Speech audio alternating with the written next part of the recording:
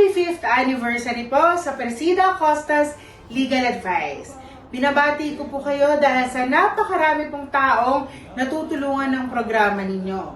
Ang mga ito po ay mga law students po na gusto pang mas matuto sa ating mga batas, ang mga Pilipino na nangangailangan po ng tulong dahil po sa kanilang suliraning legal, mga suliranin sa kanilang pamilya at sa mga trabaho, at lalong-lalo na po sa mga OFWs po na humihingi po ng tulong mula sa PALA para makaligtas po at makauwi ng Pilipinas dahil sa pang-aabuso po ng kanilang mga amo.